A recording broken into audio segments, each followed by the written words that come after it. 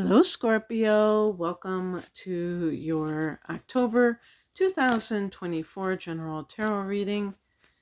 Sagittarius Yogini. Let's see what the cards say here.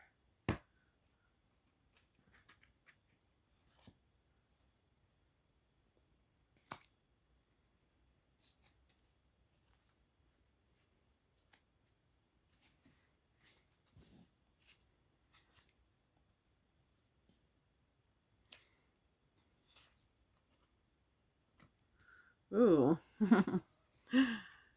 Makes me wonder. This almost seems like a relationship reading or something like that.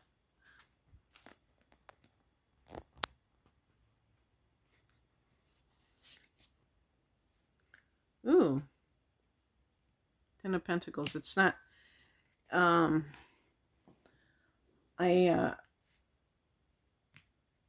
I'm going to have to... I have like a tight squeeze here. Okay.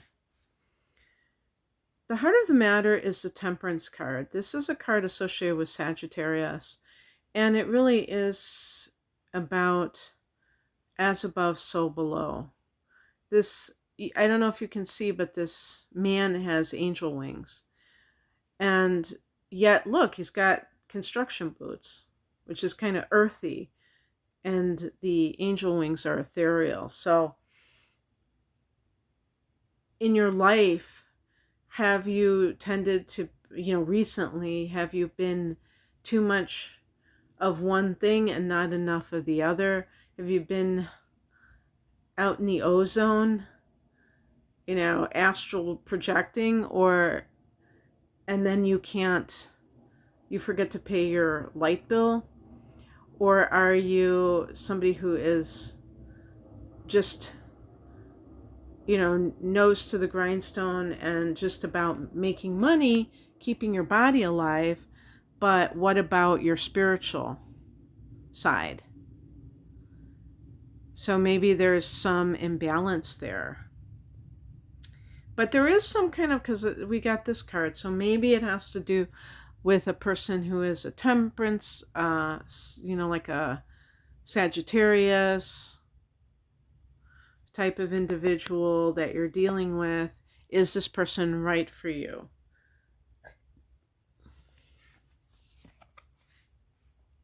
In the past position, we have the Queen of Cups. I've always thought this was Cancer, but someone said this was Scorpio. I don't know, maybe if I'm remembering correctly, but it definitely is double water. So this is really a card of the person who is psychic. And this is also someone who is very artistic. So to me, those two kinds of activities go together pretty well, hand in hand. So maybe it's that you, like somebody who's had a spiritual awakening and they find it hard to do everyday things because they're so tapped into that dimension and not the 3D right now.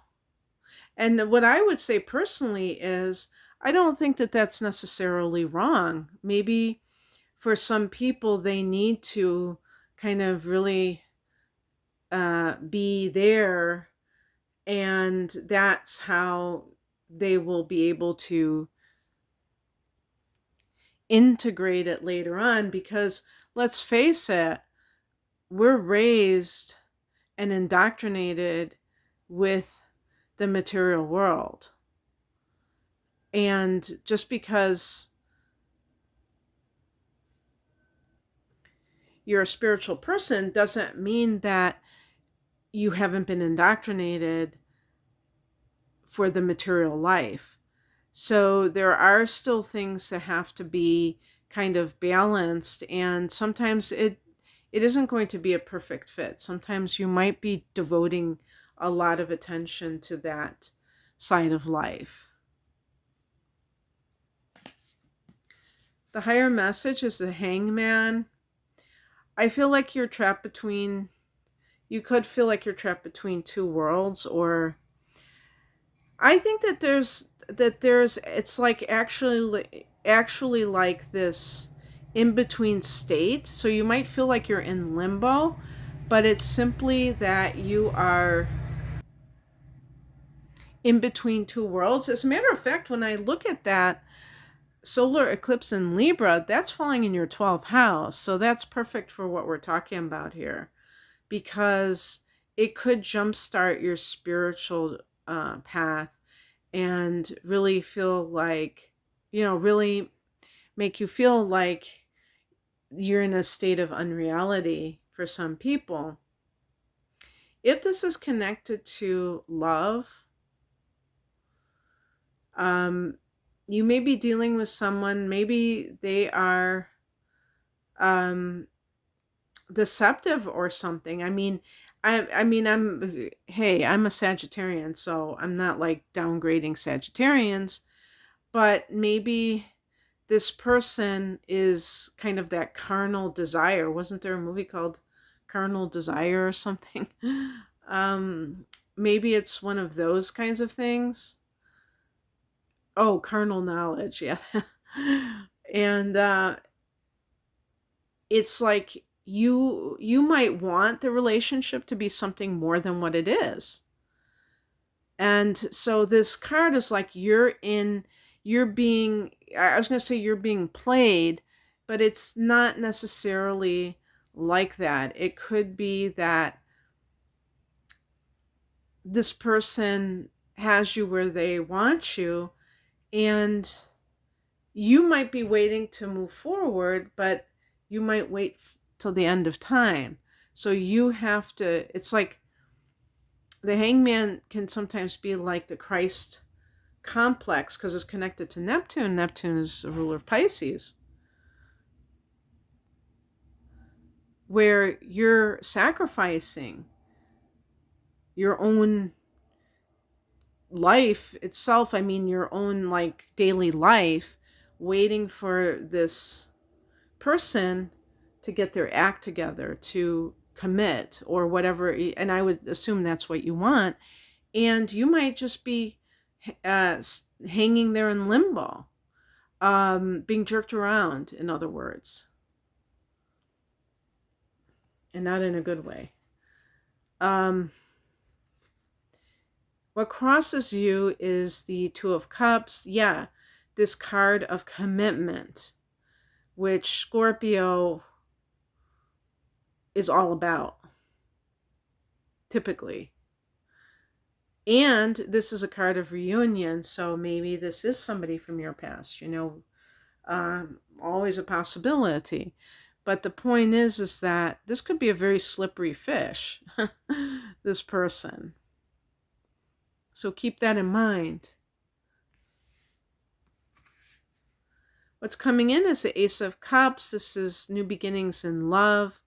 Somehow notice how it's drawn like this is the heart chakra, the chest area. So I just love the art on this deck and the colors. It's so vibrant, so many different colors, so they all don't blend together. Um so maybe the temperance card for some of you is that you have to kind of create balance in your life. Maybe you've been spending so much time just on the material level that you haven't had time to socialize where you would find someone. But the Ace of Cups could be you finding someone that you really care about, rather than something that might be more of a fling. And the outcome is the Ten of Pentacles. This is actually very good for a long lasting relationship. Now, obviously, it's not at that stage yet because you're talking about the Ace of Cups, but it could one day be something you look back on and you have generations of children and, children and grandchildren and everything else. And even if you're falling in love and you're 70 years old and watching this, it could be you enjoying their family and they're enjoying your family too. Um, this is also a card of big money. So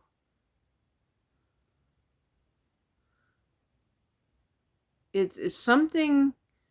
Queen of Cups can be artistic endeavors, psychic or healing endeavors. Maybe you haven't had enough faith to believe that you can do this and still be abundant. So maybe that card is telling you that you can. So yeah, very good card to end on. I hope that you enjoyed this, Scorpio.